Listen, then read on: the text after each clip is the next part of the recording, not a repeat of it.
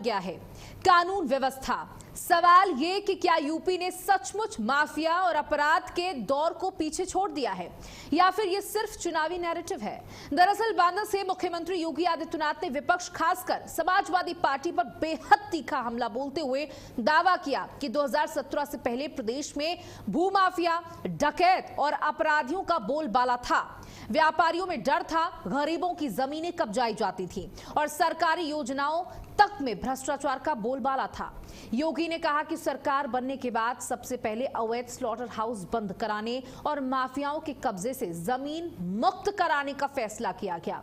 उनका दावा है कि अब तक 64,000 एकड़ से ज्यादा जमीन भूमाफियाओं से खाली कराई जा चुकी है और उसी जमीन पर विकास के काम हो रहे हैं। मुख्यमंत्री ने यह भी कहा कि पहले जिन लोगों पर प्रदेश की सुरक्षा की जिम्मेदारी थी वहीं अपराधियों को संरक्षण देते थे, लेकिन आज अपराधी या तो जेल में हैं, प्रदेश छोड़ चुके हैं या कानून के सामने झुकने को मजबूर हैं। यही नहीं, योगी ने कानून व्यवस्था को रोजगार और निवेश से भी जोड़ते हुए कहा कि पहले युवाओं के हाथ में तमंचे थमाए जाते थे, जबकि आज उत्तर प्रदेश डिफेंस कॉरिडोर बना रहा है जहां ब्रह्मोस जैसी अत्याधुनिक मिसाइल का निर्माण हो रहा है। उनका कहना है कि मजबूत कानून व्यवस्था के कारण ही निवेश आ रहा है, उद्योग लग रहे हैं और प्रदेश की तस्वीर बदल रही है। अब सबसे बड़ा सवाल यही है, क्या उत्तर प्रदेश में कानून व्यवस्था वास्तव में पहले से बेहतर हुई है? क्या माफिया राज खत्म होकर कानून का राज स्थापित हुआ है या फिर विपक्ष के आरोप और सरकार के दावे दोनों अपनी अपनी राजनीति का हिस्सा बने हुए हैं? आज इसी पर होगी बड़ी बहस। हमारे साथ हमारे तमाम मेहमान जुड़ेंगे। पल्लवी सिंह, प्रवक्ता भारतीय जनता पार्टी, यश भारतीय, प्रवक्ता समाजवादी पार्टी और राहुल तलान, राजनीतिक विश्लेषक के रूप में हमारे साथ जुड़ेंगे। तो देखिए, योगी आदित्यनाथ ये दावा करते हैं कि प्रदेश में सब कुछ चंगा है। उसी तरफ विपक्ष का कहना है कि प्रदेश में आपराधिक घटनाएं बढ़ती जा रही हैं, अवैध कब्जे बढ़ते जा रहे हैं, भारतीय जनता पार्टी के गुंडे अवैध कब्जा कर रहे हैं। तो योगी आदित्यनाथ अपने तमाम मंचों से ये बड़ी बात कह रहे हैं कि हमारे आने के बाद तो महिलाओं को सुरक्षा महसूस हुई है। आज 12 बजे, 1 बजे, 2 बजे यानी किसी भी समय अगर महिला घर से निकलती है तो सुरक्षित अपने घर को वापसी करती है। उसे कोई छेड़ने या उसके साथ दुर्व्यवहार करने वाला नहीं है। किसी की हिम्मत नहीं है कि हमारे प्रदेश के अंदर इस तरीके की व्यवस्था फैला सके। वहीं समाजवादी पार्टी अपने आंकड़े लेकर बैठी है। समाजवादी पार्टी सवाल या निशान उठाती है कि महिलाओं के साथ लगातार अपराध बढ़ रहे हैं। इनकी सरकार में सिर्फ खोखले दावे और वादे किए जाते हैं। सबसे पहले आपको सुनाते हैं कि आज योगी आदित्यनाथ ने क्या कुछ कहा। जो शासन की योजना गरीबों के लिए है, किसानों के लिए है, नौजवानों के लिए है, उस पर भी शासन में बैठ करके डकैती डालने का काम करेगा। और यही तो होता था 2017 के पहले।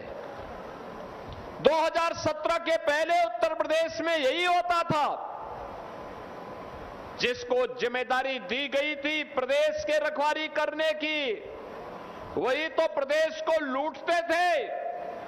गरीब को अन्न नहीं मिलता था, गरीब को उज्ज्वला योजना का कनेक्शन नहीं मिलता था, गरीब के लिए आयुष्मान भारत की 5 लाख रुपए की स्वास्थ्य बीमा की सुविधा भी नहीं थी, गरीब के लिए आवास योजना भी नहीं थी। आवास योजना के लिए समाजवादी पार्टी का होना जरूरी माना गया था। बहनों और भाइयों, मोदी जी ने नारा दिया सबका साथ और सबके विकास का। आज बिना भेदभाव के योजनाओं का लाभ हर गांव को, हर गरीब को, हर किसान को, हर नौजवान को, हर बेटी को, हर व्यापारी को, हर बहन को उपलब्ध हो रहा है, बिना भेदभाव के मिल रहा है। हमारी सरकार एक डबल इंजन की सरकार है, भेदभाव नहीं करती, लेकिन तुष्टीकरण की नीति पर भी नहीं चलती है, उपद्रव पसंद नहीं करती है, गुंडागर्दी पसंद नहीं करती है, कर्फ्यू पसंद नहीं करती है। बेटी और व्यापारी की सुरक्षा पर सेंध लगाने वालों को चेतावनी भी देती है और नहीं मानते हैं तो उनके लिए यमराज के घर जाने का रास्ता भी खोल देती है। जो शासन की योजना तो देखिए, आज के सवाल यही है, क्या 2017 से पहले माफिया राज का दावा सही था? योगी आदित्यनाथ ने कहा 64,000 एकड़ की जमीन हमने खाली करवाई जिसमें अवैध कब्जे हुए थे। 2017 के पहले उत्तर प्रदेश में माफियाओं का राज था। समाजवादी पार्टी ने सिर्फ 1 माफिया 1 डिस्ट्रिक्ट देने का काम किया, यानी हर जिले में एक माफिया देने का काम समाजवादी पार्टी ने किया। और हमारी सरकार ने 2017 के बाद उन माफियाओं को या तो जेल का रास्ता दिखाया या तो सीधे ऊपर पहुंचाया। लॉ एंड ऑर्डर की बात मुख्यमंत्री योगी आदित्यनाथ ने यहां पर बड़े मंच से की। बांदा में जनसभा को संबोधित करने के दौरान उत्तर प्रदेश की कानून व्यवस्था को व्यवस्थित बताया और कहा उस 2017 के पहले स्थितियां बहुत बदहाल थी, महिलाएं असुरक्षित थीं, किसान अपने खेतों में जाने से डरते थे, व्यापारी व्यापार करने से डरता था, निवेशक आते नहीं थे। लेकिन अब उत्तर प्रदेश में सब कुछ चंगा, क्योंकि उत्तर प्रदेश में नो दंगा।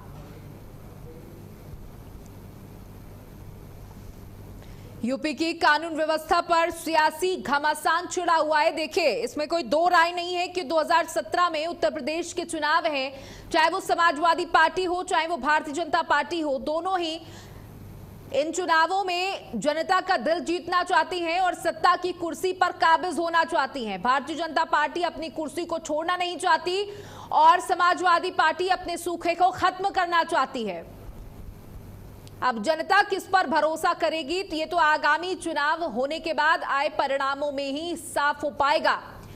देखिए, अयोध्या का जो मुद्दा चल रहा है उसको बखूबी भुनाने का प्रयास समाजवादी पार्टी का है और रोजाना एक बयान जारी करते हुए समाजवादी पार्टी ये काम बखूबी कर भी रही है। तो वहीं इसको बहुत ही सेंसिटिव समझते हुए भारतीय जनता पार्टी भी इनके सवालों को काउंटर कर रही है। मुख्यमंत्री अपनी हर जनसभा से अयोध्या के मुद्दे पर राजनीति ना करने की सलाह दे रही है समाजवादी पार्टी को और जनता से अपील की जा रही कि वही लोग हैं जिन्होंने राम भक्तों पर गोलियां चलवाई, जो गौ माता को मानते नहीं, जो भारत माता की जय बोलने से डरते हैं, आज वो बड़ी बड़ी बातें कर रहे हैं।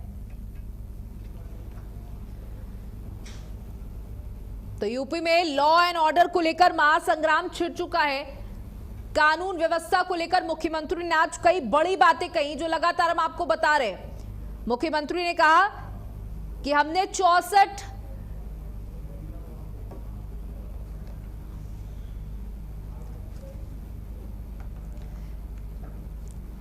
तो चलिए, आज की बहस इसी मुद्दे पर, क्या उत्तर प्रदेश में माफियाओं का राज पूरी तरीके से खत्म हो गया है या फिर 2027 में जो चुनाव है उसको लेकर के पूरा नैरेटिव सेट किया जा रहा है। हमारे साथ हमारे तमाम मेहमान जुड़ चुके हैं। पल्लवी सिंह, प्रवक्ता भारतीय जनता पार्टी, यश भारतीय, प्रवक्ता समाजवादी पार्टी और राहुल तलान, राजनीतिक विश्लेषक के रूप में हमारे साथ जुड़ चुके हैं। सबसे पहले पल्लवी सिंह, आपके पास आना चाहूंगी। देखिए, मुख्यमंत्री ने आज हुंकार भरते हुए कहा कि 2017 से पहले माफियाओं का राज था और 2017 के बाद उत्तर प्रदेश में नो दंगा, सब चंगा। इतिहास उठा के देखें तो पहली ऐसी पार्टी है जिसने कानून व्यवस्था को चुनाव में मुद्दा बनाया और इसी का परिणाम है कि आजादी के बाद पहली बार किसी सरकार ने अपना 5 वर्ष का कार्यकाल पूरा करने के बाद दोबारा सरकार बनाई है। इसके बाद पुलिस विभाग ने भी देख लीजिए 2017 के बाद से बिगड़े अराजकता जो थी, दंगाग्रस्त कर्फ्यूग्रस्त राज्य को बदलकर सेफ यूपी के रूप में स्थापित किया है। उत्तर प्रदेश को बीमारू राज्य से भारत की अर्थव्यवस्था का ग्रोथ इंजन बनाने की शुरुआत कड़ी सुरक्षा से ही हो सकती है, क्योंकि जब तक व्यापारी सुरक्षित नहीं महसूस करेगा, जब तक यहाँ के रहने वाले जो हमारे यंगस्टर्स हैं जो बाहर जाके अपना काम ढूंढने के लिए मजबूर थे, वो यहाँ पे सुरक्षित नहीं महसूस करेंगे, तो इस राज्य का, इस हमारा जो प्रदेश है, इसकी जो है ग्रोथ, इसका ग्रोथ नहीं हो सकता। और आज की स्थिति में देखिए, विकास की पहली शर्त की यदि बात करें तो वो सुरक्षा ही होती है और इसे उत्तर प्रदेश पुलिस ने साबित किया है। ये बात माननीय योगी जी की नेतृत्व में ही हुई है, जिसकी वजह से आप जो देख रहे हैं, पहले बीमारू राज्य के नाम से जाना जाता था। यदि आप उत्तर प्रदेश के बाहर कहीं जाएं, 1 डिस्ट्रिक्ट 1 प्रोडक्ट, इसका ये के बेस पे जो है हम काम कर रहे हैं, जबकि इससे पहले 1 डिस्ट्रिक्ट 1 माफिया चलता था, जहां पे हर तीसरे दिन उत्तर प्रदेश में दंगा होता था। बहन बेटी व्यापारी कहीं सुरक्षित नहीं महसूस करते थे। प्रदेश के सामने पहचान का संकट था। आज उसी प्रदेश ने देश को कानून व्यवस्था का नया मॉडल दे दिया है। और ये प्रयास शुरू से हो रहा है, जब से हम आए हैं सरकार में, ये हम लेके चल रहे हैं, जीरो टॉलरेंस की नीति को लेके चल रहे हैं। आज आप देखिए कोई भी त्योहार हो रहा है, उमंग और उल्लास से मनाया जा रहा है, होली हो, दिवाली हो, ईद, बकरीद, सभी बहुत ही सौहार्द के साथ बीत रही है। तो कानून और प्रशासन अपना काम कर रही है, और इस तरीके से देखिए जब हम काम करेंगे तभी हमारा प्रदेश आगे बढ़ेगा। और इसमें जो है माननीय योगी जी ने जिस तरीके से काम किया है, उसका पूरी तरीके से श्रेय जो है हमारी डबल इंजन की जो सरकार है उसको जाता है, जिसकी वजह से हम सारी चीजों में आगे बढ़ रहे हैं। आज हम यहाँ पे सेना के हथियार बना रहे हैं, पहले यहाँ पे कट्टे बनते थे। कानपुर की यदि बात करें तो ओवरऑल डेवलपमेंट जिसे कहते हैं, चाहे वो इंफ्रास्ट्रक्चर डेवलपमेंट हो, अर्थव्यवस्था हो, हर तरीके से किसान आज खुशहाल है। पहले की जो स्थिति थी 2017 से पहले, गन्ना किसानों के सामने आत्महत्या करने के अलावा कोई दूसरा चारा नहीं था, और आज की स्थिति में देखिए किसान को सम्मान निधि भी मिल रही है, बहुत सारे ऐसी लोन की फैसिलिटीज भी हैं जो उनके लिए हैं, एक्सप्रेसवे, नए एयरपोर्ट, मेट्रो विस्तार, डिफेंस कॉरिडोर, सड़क परियोजनाएं, जो बड़े बड़े निवेश हैं वो राज्य में हुए हैं। तो ओवरऑल ये हमारा प्रदेश है, जो ये आज का प्रदेश है जो पूरी तरीके से ग्रोथ इंजन बन चुका है पूरे देश का, और विकास की ओर अग्रसर है अभी भी। ठीक है, ठीक है। अब यश भारती जी आपके पास आना चाहूंगी। देखिए अभी पल्लवी सिंह जी ने कहा कि 2017 के पहले बीमारू राज्य के नाम से उत्तर प्रदेश को जाना जाता था, और 1 डिस्ट्रिक्ट 1 माफिया देने का काम समाजवादी पार्टी ने किया, और अब 2017 के बाद देश प्रगति पर बढ़ रहा है, यानी कि रोज नए कीर्तिमान स्थापित कर रहा है।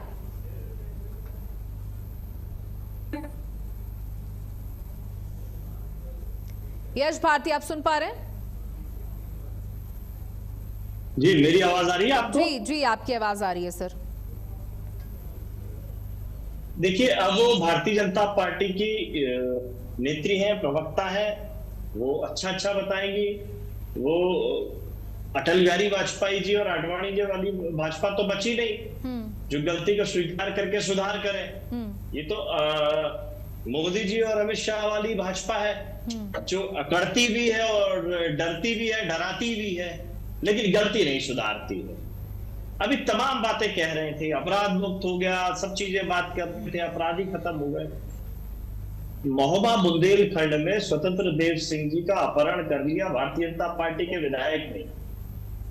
वो महोबा जहां उत्तर प्रदेश में जल जीवन मिशन में नंबर 1 बताया गया कि साहब घर घर जल पहुंच गया है, और भाजपा विधायक ने पकड़ के अपहरण कर लिया कि चलो साहब दिखाते हैं हम आपको कहां कर लिया, ये झूठे आंकड़े, भ्रष्टाचार कहां हो रहा है। तो अपहरण, भ्रष्टाचार, ये दोनों मामले एक छोटे से उदाहरण से मैंने आपको बताया।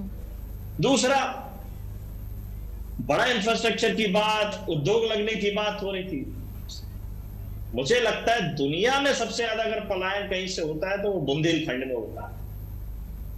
दोनों बुंदेलखंड पाए, चाहे उत्तर प्रदेश का बुंदेलखंड हो चाहे मध्य प्रदेश का बुंदेलखंड हो, दोनों जगह भारतीय जनता पार्टी की सरकार है, लेकिन कोई योजना नहीं। केन बेतवा योजना बुंदेलखंड के पानी की समस्या को दूर करने के लिए लाई गई, लेकिन फॉरेस्ट की ना एनओसी ली गई, ना पर्यावरण की एनओसी ली गई, और धड़ल्ले से मकानों को, घरों को उजाड़ने का काम चालू हो गया दोनों प्रदेशों से। और अभी देखिए स्पष्ट आ गया कि फर्जी काम चल रहा था, मतलब सरकारी योजना का ही फर्जीकरण चालू कर दिया। ये दूसरा उदाहरण बता दिया मैंने आपको। ठीक है। तीसरा अहम और बड़ा उदाहरण, भारतीय जनता पार्टी क्योंकि 24 घंटे चुनावी मोड में रहती है, तो इनका चुनावी मोड का यह उदाहरण है कि उत्तर प्रदेश के बुंदेलखंड में 4 लोकसभा सीटें आती हैं। 4 में से 3 लोकसभा में बुंदेलखंड की जनता ने समाजवादी पार्टी को माननीय अखिलेश यादव जी के नेतृत्व में स्वीकार किया, आशीर्वाद दिया, और 1 सीट ले दे करके बड़ी मुश्किल से झांसी ललितपुर की सीट भारतीय जनता पार्टी जीती। तमाम बेईमानी करने के बाद, प्रशासन की गड़बड़ियां और अपना सब मामला जमाने के बाद, तो सर जो बाकी की 3 सीटें आपके कब्जे में आई वहां पर बेईमानी नहीं हो पाई क्या? हाँ, बहुत बेईमानी हुई। हमीरपुर पे तो आखिरी समय तक लाइट भी चली गई, बहुत लड़ झगड़ करके हमको सर्टिफिकेट लेना पड़ा, नहीं तो पूरा प्रशासन लगा था, लाठीचार्ज भी हुआ वहां। तो ये चुनाव इस तरीके का हुआ कि हमको अड़ के डट करके जनता के ठीक है सर, आशीर्वाद जो के आप साथ आरोप मुझे लगा रहे हैं वो अपनी छीनना जगह पड़ा सही हो इनसे। जो आप आरोप लगा रहे हैं वो अपनी जगह सही हो सकते हैं, और ये लेकिन जो ये और ये यही जो यही ये जो यही विपक्ष- सौम्या जी हाँ, ये जो सौम्या विपक्ष जी, ये कहता है कि सौम्या हम जी, ईवीएम सौम्या हैक हो गया, तो जहां आप लोग जीतते हैं वहां पर ईवीएम हैक नहीं होता, जहां आप लोग हार जाते हैं वहां पर गड़बड़ियां हो जाती हैं, ये कैसे होता है सर? मैं बता तो रहा हूँ सौम्या जी, वही जनता के साथ मिलकर के लड़ झगड़ करके जब हम जीत जाते हैं तो ये लाठीचार्ज करते हैं, बिजली गुल कर देते हैं। ये पूछिए ना हमीरपुर के बुंदेलखंड के लोगों से, बताएंगे। और पूछिए स्वतंत्र देव सिंह जी से, जो भारतीय जनता पार्टी के 19 से लेकर 22 तक प्रदेश अध्यक्ष थे। बताइए, पूर्व प्रदेश अध्यक्ष और भारतीय जनता पार्टी के कैबिनेट मंत्री के साथ में भारतीय जनता पार्टी के विधायक की इतनी हैसियत को उनका अपहरण कर ले। यही संगठन का इनका अनुशासन है, यही सरकार का अनुशासन है, यही लॉ एंड ऑर्डर है। अच्छा, ये ये सारी चीजें दिख रही हैं कि भारतीय जनता पार्टी में कोई ऑल इज वेल नहीं है। ठीक है, इनके यश अंदर भारती खाने जी, में बहुत झगड़े अभी हैं। पल्लवी सिंह जी कह रही थी कि 2017 के पहले लोग सुकून से अपने त्योहारों को नहीं मना पाते थे, होली का त्योहार आता था तो उस पर बड़ी अड़चने आती थी। 2017 के बाद से लोग सुकून से अपने त्योहार को मना पाते हैं, खासकर उनका हिंदू त्योहारों को लेकर कहना था। नहीं तो मुझे बड़ा आश्चर्य हो रहा है कि 14 से 17 के बीच में मोदी जी जो अच्छे दिन लाए थे उनको भी इन्होंने गंदे दिन बता दिया। इतना ऐसा मत करिए भाई, 14 से तो अच्छे दिन आ गए थे ना। 14 से ही पहले ऑक्सीजन का जन्म हुआ, तभी लोगों ने सांस लेना चालू करी। बहुत सारे अच्छे दिन और अच्छे कारनामे आपने किए, नहीं तो 14 से पहले तो कुछ था ही नहीं। आप ये 17 पे क्यों अटक गए?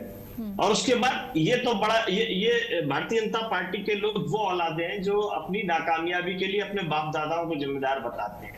कल्याण सिंह जी को, राजनाथ सिंह जी को, राम प्रकाश गुप्ता जी को, ये पूर्व की सरकारें नहीं है, इनको कोसने का काम कर दिया पल्लवी जी ने। मतलब मैं अगर अपने घर की पुताई नहीं करवा पा रहा जो मुझे मेरे माँ बाप और दादा दादी से मिला, तो ये नाकामयाबी मैं अपने दादा दादी और माँ बाप पे डाल दूंगा। मैं नालायक औलाद नहीं जो पुताई भी नहीं करा पा रहा हूँ। ठीक है, तो ये काम भारतीय जनता पार्टी का है कि ना पलायन रोक पा रहे हैं, ना पानी रोक पा रहे हैं, ना आवारा पशु की रोक पा रहे हैं। बुंदेलखंड में कौन सा बड़ा उद्योग लगा दिया, कोई एक नाम बता दे, क्योंकि विषय बुंदेलखंड है। अपनी वाहवाही बुंदेलखंड में कर रहे हैं योगी आदित्यनाथ जी। देखिए, ये तो बुंदेलखंड में आज मौजूद थे, बांदा में मौजूद थे। योजना का उदाहरण बता दिया। ठीक है, यश भारती जी, वो तो आज मुख्यमंत्री बांदा में मौजूद थे, जहां जहां पे वो जनसभा करते हैं वो ये बातें कहते हैं कि हमने तो इतने 1000 करोड़ की जमीनों को खाली करवा दिया जो आप लोगों की सरकारों में अवैध हो चुकी थी, कब्जे हो चुके थे, जिन पर 64,000 करोड़ की जमीनों को खाली कराया गया है भारतीय जनता पार्टी की सरकार में। योगी जी कह रहे हैं हर जनसभा से, लेकिन जो आपके आरोप है उसका जवाब पल्लवी सिंह जी देंगी। पल्लवी जी। सौम्या जी, ये पूछ लीजिएगा केन बेतवा पे जो पर्यावरण ने ऑब्जेक्शन लिया है और जो फॉरेस्ट ने ऑब्जेक्शन लिया है कि कब्जा कर लिया। सौम्या जी, 2017 के पहले की जो कारनामे थे वो जनता आपको बता देगी, मैं तो अपने मुंह से क्या ही बताऊं। हर क्षेत्र में देख लीजिए, शुरुआत दंगों से ही कर लेते हैं। 900 से ज्यादा दंगे, हर तीसरे दिन दंगे होते थे, और दंगे के जो मास्टरमाइंड होते थे इनको ये सम्मानित करते थे। मुजफ्फरनगर के दंगे होते थे, बगल में ही इनका महोत्सव भी चल रहा होता था। लोग जो क्या बुंदेलखंड पे बोलने के लिए नहीं है आपके पास? योगी आदित्यनाथ जी बुंदेलखंड में इतना कुछ बोल रहे हैं, आपके पास आपको बता दूं आपने कितने काम किए। यश भारती जी, आपने जो भी बोला आपके बीच में मैंने नहीं बोला ना, आप मुझे बोलने दीजिए। योगी आदित्यनाथ जी बुंदेलखंड में उसके बाद आप बात कीजिए। आपने प्रश्न आपको दुनिया कि आपने कितना बढ़िया काम किया था। आपके समय में मैं दादा पे नहीं आरोप लगा रही हूँ, मैं समाजवादी पार्टी पे आरोप लगा रही हूँ कि आपने जनता को क्या दिया है। 2000 यश भारती जी बोलने दीजिए। ठीक है, यश भारती जी बोलने दीजिए। बिगाड़ा, आपने नकल करा के लोगों को पास कराते थे। उस समय आप बिजली आपूर्ति तक नहीं कर पाते थे, एक हफ्ते तक गांव में बिजली नहीं होती थी। 24 क्योंकि आपको सैफई में बिजली पहुंचानी जवाब देंगी मेरी बातों का? क्या जवाब दे रही है? क्या ये पहुंचानी होती थी? क्या ये जवाब दे रही है मेरी बातों का? इस तरह अब बुंदेलखंड का पूछ रहे हैं। बुंदेलखंड में तो 8000 करोड़ से अधिक की लागत वाले 150 से ज्यादा उद्योग परियोजनाएं शुरू की गई हैं। बड़ी योजना का नाम बताइए। आप बोलने देंगे? मुझे बोलने देंगे? आप तो बीच में बोलते रहेंगे। डिफेंस कॉरिडोर बन रहा है झांसी और चित्रकूट में, जिसका जो है चालू हो गया, काम चालू हो गया। बोल लीजिए, आप बोल लीजिए उसके यश भारती जी प्लीज, जब आप बोल रहे थे वो नहीं बोल रहे थे, सुन लीजिए, अब जवाब दे रही ना आपकी बात का। यश भारती जी सुन लीजिए, आपके समय में आप दंगा करवाते थे, इसके बाद दंगे के मास्टरमाइंड को बुला के सम्मानित करते थे, बॉम्ब ब्लास्ट के जो आरोपी और पांच छह बार इसको दोहरा देंगी तो शायद बुंदेलखंड के पाप धुल जाएंगे आपके। सड़कों पे दौड़ा और पांच छह बार इसको दोहरा देंगी तो बुंदेलखंड के पाप धुल जाएंगे। कर्फ्यू लगवाते थे, आपके समय में कर्फ्यू शब्द जो है बहुत सुना है मैंने। और बुंदेलखंड में कर्फ्यू बताइए कब तक लगा? लेके आपके नेता सड़क पे घूमते थे खुली जीपों में, ये आपकी सरकार थी, इसी वजह से आप समाप्तवादी हो गए। बीच में मत बोलिए यश भारती जी, दिस इज राष्ट्रीय प्रवक्ता आप अपने आप को बोलते हैं, and you not letting me speak. आप मुझे बोलने नहीं दे रहे, बोलने नहीं दे रहे आप मुझे बीच में बोल रहे हैं आप मेरे। बुंदेलखंड कर रहे हैं आप भी, तो सुनिए कितना काम आपने किया था। आपने बुंदेलखंड में क्या किया? आपने इटावा, मैनपुरी, सैफई के अलावा आपने किया ही क्या था? हमने तो पूरे प्रदेश का विस्तार किया है। मैंने तो बता दिया, आप सवाल का जवाब क्यों नहीं दे रहे हैं? One district one product. Pallavi ji इतना डरती क्यों है आप? डिस्ट्रिक्ट का एक फूड जो है, पल्लवी जी सवालों से इतना डरती क्यों है आप? आपकी तरह काम नहीं किया है कि सिर्फ पल्लवी जी सवालों से डरती क्यों है? खनन के लिए रेत खनन होता था, स्वतंत्र देव सिंह पे क्यों नहीं बोल रही हैं? उनको आप संरक्षण देते थे। आपके कब्जे से तो कितनी जमीनें बचाई गई हैं जिन पे गरीबों के घर बने हैं। क्यों फर्जी नहीं करके आप लोगों ने काम चल लिया? लोगों ने छुटकारा दिलाया है, ये आपकी सरकार। कोई जवाब बुंदेलखंड पे नहीं। की आत्महत्या जिम्मेदार कौन? आप होते। कोई जवाब बुंदेलखंड पे नहीं है। आप जो है बोलिए, आप बीच में बोलिए, आप बीच में पहले आप बोल लीजिए, उसके बाद ही मैं बात करूंगी, क्योंकि मेरी ये हैबिट नहीं है मैं किसी के बीच में बोलूं। बोलिए आप कंप्लीट। लेकिन आप रामायण गाएंगे, आप मुझे बोलने नहीं देंगे ना। आप चाह रहे हैं कि मैं मुझे आप बोलने ना दो। बुंदेलखंड की बात हो रही है, योगी आदित्यनाथ जी बात। रामायण तो बिल्कुल सुनाऊंगी, आप सुनो तो अपनी रामायण। आपने क्या हाल कर रखा था, क्या स्थिति आपकी बना रखी थी, और आप हमसे प्रश्न पूछ रहे हैं। ये तो वही वाली बात हो गई, खूब हंसे तो हंसे, चले नहीं गए इसमें 72 छेद। पहले आप अपनी ही सरकार तो देखिए, किस वजह से आपको सरकार, यहाँ की जनता ने नकार दिया। कानून व्यवस्था ऐसे बुंदेलखंड में 4 में से 3 लोकसभा सीटें हमारे पास है। डर व्याप्त था कि जनता ने कैसे ठुकरा दिया, चीजों को दबा दिया जाता था। कहते हैं कि आशीर्वाद कहना कहते हैं। तो आप क्या इतने अपराध आपके समय में इतने अपराध, तो मैं जी बुंदेलखंड टॉपिक नहीं बताया क्या आपने? तक नहीं किया जाता था। आप टॉपिक नहीं बताया बुंदेलखंड में। सर जैसे ही वो जवाब दे रही, आप उन्हें बोलने नहीं दे रहे। सर थोड़ा धैर्य रखिए, उनको भी बोलने दीजिए। आपके सवाल सुनिए, आपके सवाल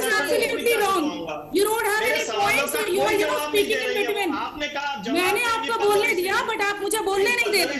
पल्लवी सिंह जी मुझे बोलने नहीं दे रहे हैं, बीच में क्यों बोल रहे हैं आप? ये आपकी डिबेट बुंदेलखंड पे बोलिए, बुंदेलखंड पे बोलिए, स्वागत है। ये सौम्या जी की भारत अपडेट की डिबेट बोलिए है। ना, आप बुंदेलखंड पे बोलना शुरू कीजिए। मैं बोल रही हूं। ठीक है पल्लवी सिंह जी आप बोलिए। यश भारती जी थोड़ा धैर्य रखिएगा, 2 मिनट आप प्लीज बीच में इंटरप्ट मत कीजिएगा, उन्हें 2 मिनट दीजिए, वो अपनी बात रख रही हैं जी। इनसे बुंदेलखंड पे बुलवाइएगा, मैं पूरा सुनूंगा। ठीक है, बुंदेलखंड पे ये गलत बोलेंगे तब भी सुनूंगा मैं। बोल लीजिए, डिफेंस कॉरिडोर बोल लीजिए, कहां पर? मैंने तो नाम भी बता दिया आपको, बाकी आप जाके चेक कीजिए।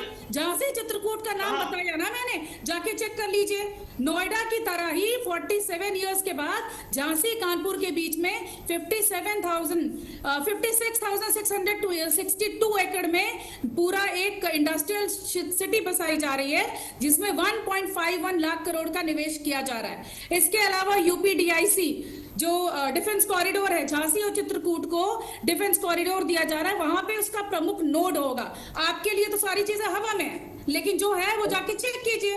उन्नत फिर आप चुनौती देंगे, मैं बोलूंगा तो फिर कहेंगे बोलने नहीं देंगे। आप अपनी बात बोलिए। बोल रहे हैं, फिर आप चुनौती दे रही है मुझे बीच में। मुझसे बोल रहे हो कि बुंदेलखंड के ऊपर बोलो, फिर बोलिए ना बुंदेलखंड में बोलिए। आप मुझे चुनौती क्यों दे रहे हैं?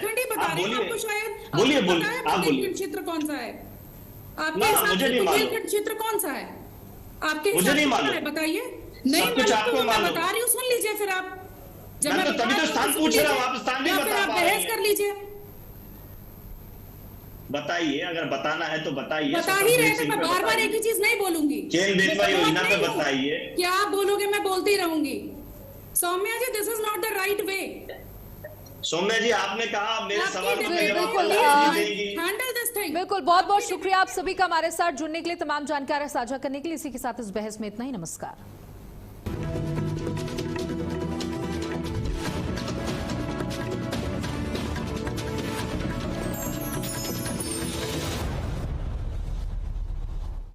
जब हर मुद्दे को